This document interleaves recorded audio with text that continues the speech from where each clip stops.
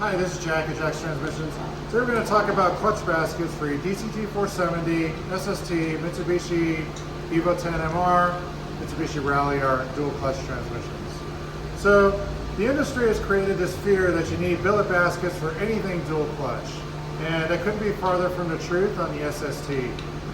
The fear is basically the R35, Nissan GTR, GR6 units breaks baskets all the time, so all dual clutch units break baskets, and that does not happen here.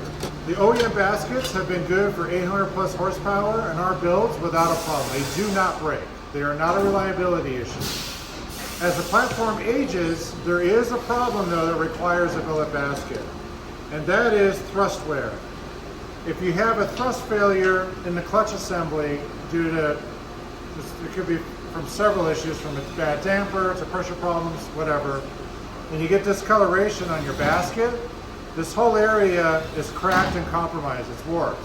And if you put new thrust washers in here, it's going to wear them down very quickly. So this is no good anymore. So the solution we have is a billet odd basket, first, reverse, 3-5. And these have, obviously, it's heavier duty than the OEM for sure.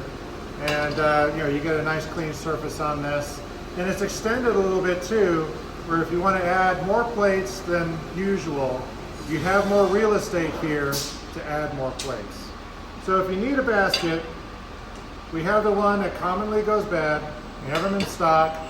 You're building a huge clutch where it needs a little bit more real estate here, or you have a basket that's damaged. Carry these in stock, always available. Thanks for watching.